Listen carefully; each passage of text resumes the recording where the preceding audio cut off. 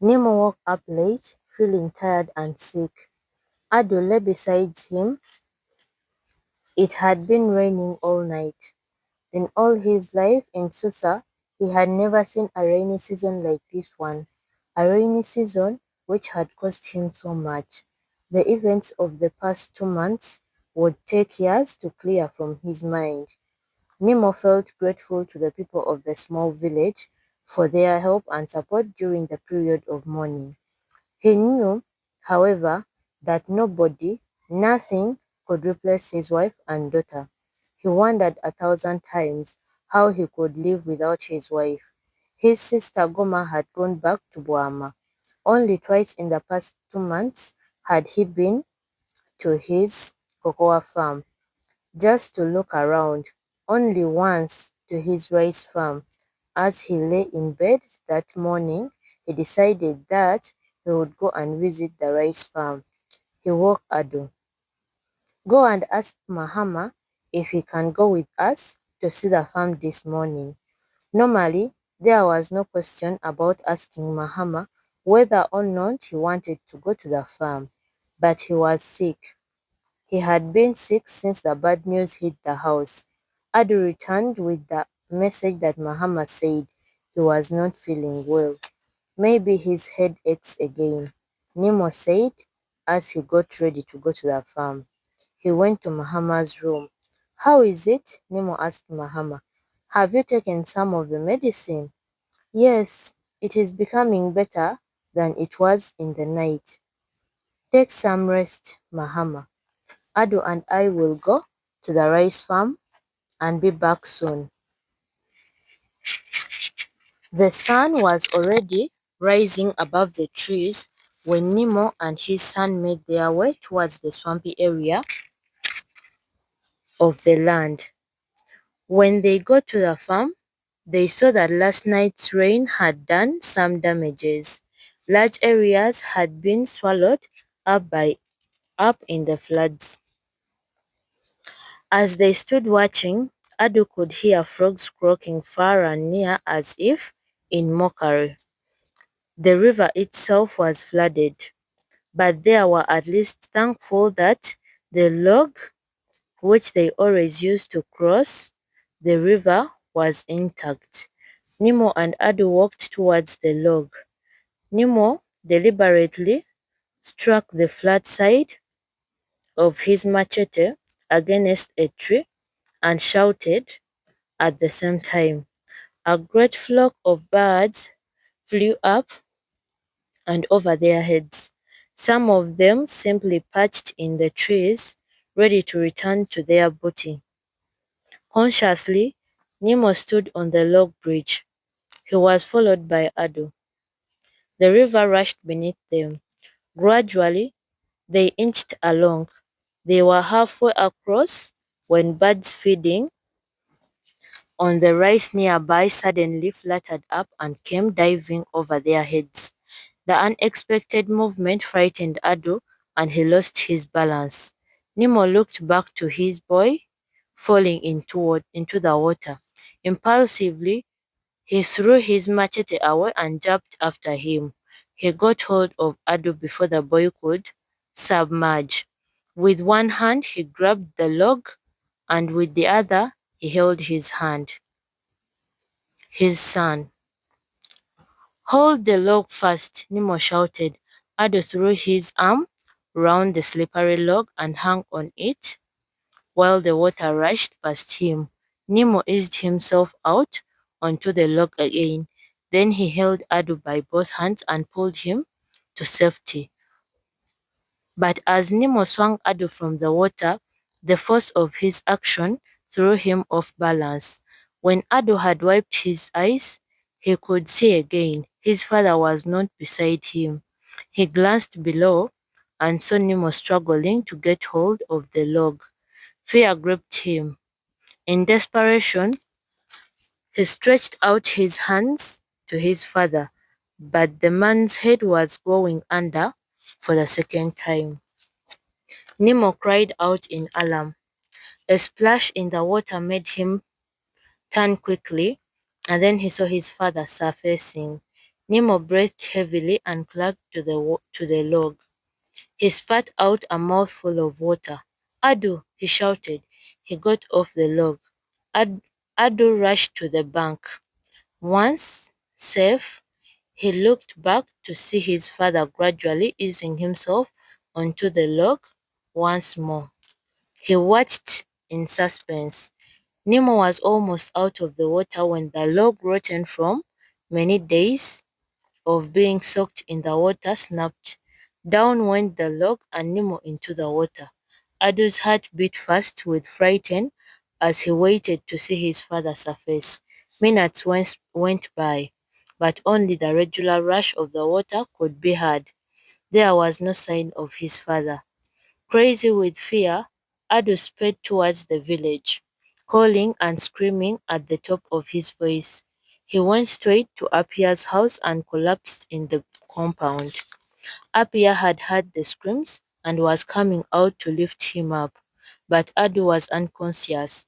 Alarmed, Apia put him on the mat and called for a man from the village to revive him. Then he rushed to Nemo's house. He met Mahama at the entrance.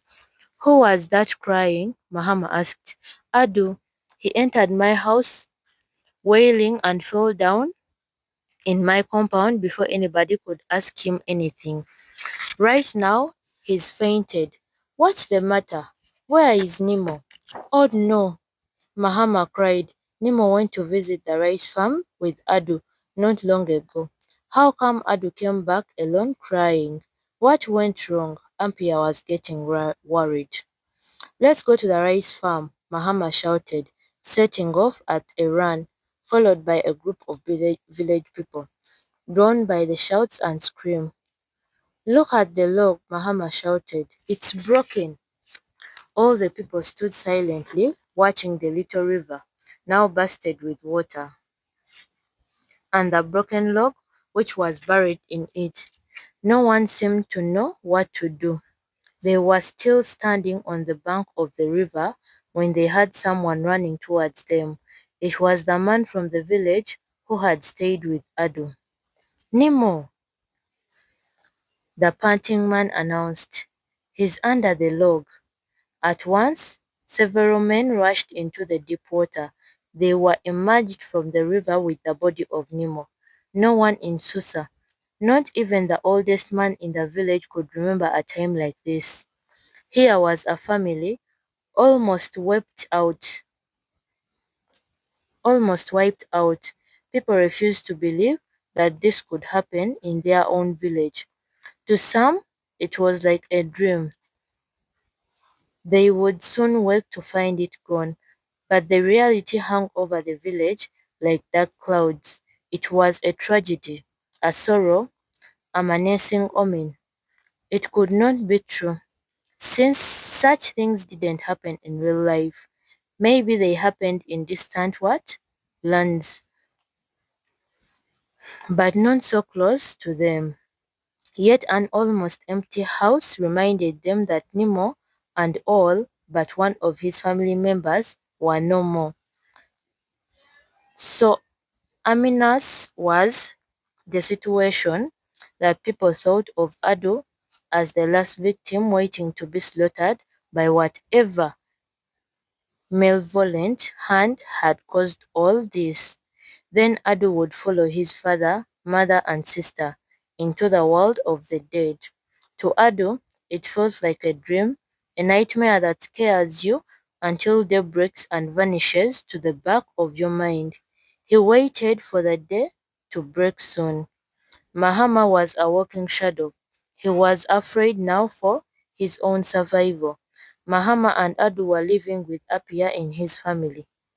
In no time, Mahama decided that he would leave Susa before his turn came. When he told Apia, the old man said, Mahama, those who run away from trouble often meet it. You're planning to leave this village because of what has happened to all of us. You should consider that trouble is everywhere. Don't let this trouble drive you away from this place.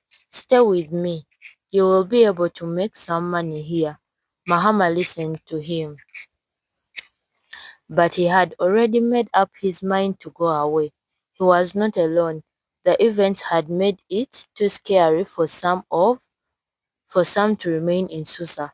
Only a month later, two families left the village with flimsy reason which did nothing to satisfy inquirers. Yarrow did not know what to say to his friend Adu. Only a few months ago, when the first tragedy occurred, he had told Adu that God was able, in the worst of situations, to bring out something better. But surely, the death of Adu's father could not be the better thing. Was his statement still true? He had no answer. He could only let the boy come in his room and unburden his soul for as long as he wanted, and cry with him and hold the boy in his arms. It was a tragedy to which he had no ready answers. In the silence of his room, he prayed that God himself would talk to the boy. Appiah and his wife were also dazed with the tragedy. The woman was so overcome with grief that the mere sight of Adu made her break down. She offered to keep Adu in her own room at night to provide him with motherly care and comfort him, but people told her that would destroy the boy emotionally. Their advice seemed cold, but it soon proved necessary.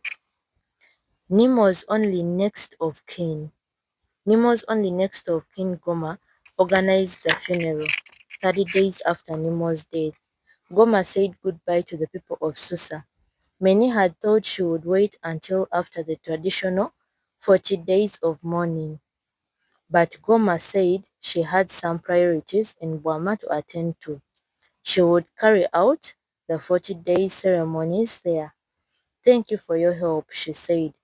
Admin sorrowful sighs from people who had come to bid them farewell. "It's pain to me that my brother had good friends here. I know his spirit will continue to thank you for many years to come." Many people wept.